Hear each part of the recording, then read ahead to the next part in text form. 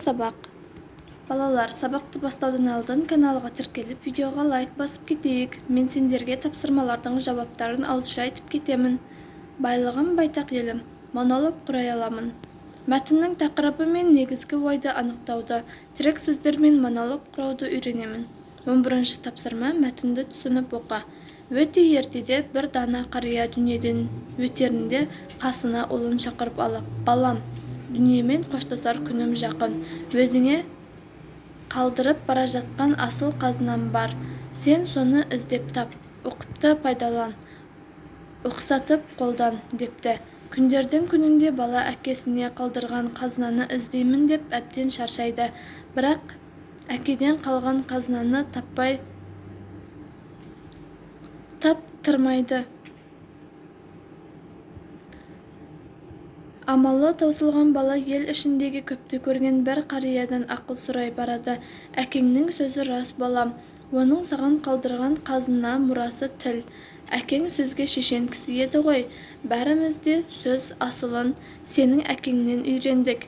Тілден қымбат қазына жоқ, деп кемеңгер қария аталы сөздің шешуін айтыпты. Мәтін кім туралы? Мәтін әкесі мен баласы туралы, яғни әкесінің баласына қалдырған қазынасы туралы айтылған. Асыл қазына туралы. Негізгі ой айтылған бөлікті көшіріп жаз. Негізгі ой айтылған бөлік тілден қымбат қазына жоқ, деп кемеңгер қария аталы сөздің шешуін айтыпты. Қайсысы мәтіндегі негізгі ойдың қысқаша атауы болатынын таңда. Тіл қымбат қазына. 12-ші тапсырма мақал мәтелдерді жатқа жаз. Өнер алды қызыл тіл, сөзден асқан байлық жоқ, тілден асқан жүйрік жоқ. Сөз қадірін айтқан білер, жол қадірін жортқан білер. Жоғарыдағы мәтіннің мазмұнына бұл мақал мәтелдің қайсысы сәйкес келеді?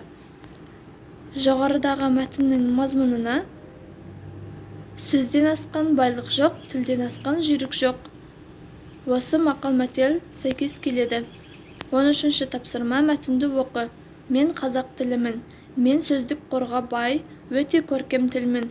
Мейлінше оралымды таза тілдердің қатарындамын. Қазір мен мемлекеттік тіл мәртебесіне ие болдым.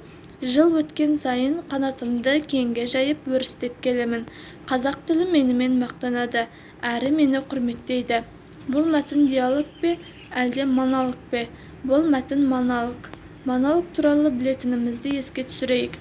Монолог сөйлеушінің өз ойын бір немесе бірнеше адамға арнап айтатын ауызша сөйлеу әрекеті. Монолог жазбаша түрде де кездеседі. Екі жағдайда да монолог бір адамның сөйлеуі немесе бір адамның ойы.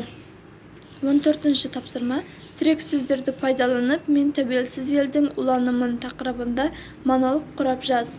Тірек сөздер: мен, тәуелсіз ел, ұланы, Қазақстан, 1991 жыл, тәуелсіздік, ата-баба, арманы, елбасы, бақытты, балалық шақ, әлемге танылу. Балалар, қысқаша монолог құрап кетейік. Мен ауызша айтамын, сендер дәптерлеріңе жазып алсаңдар болады.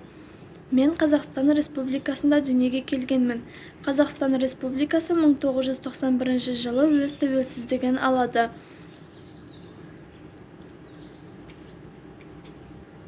Қазақстан Республикасының өз тәуелсіздігін алуы ата-бабаларымыздың арманы болатын. Яғни сол арманға ақыры қол жеткізді. Елбасы бақытты балалық шақты және Қазақстанды әлемге танылту үшін қолынан келген барлық жұмыстарды жасап, Астананы көркейтіп, қалаларды әсемдеді. Қазіргі таңда тәуелсіз елдің ұланымыз. Осымен біздің монологымыз аяқталды.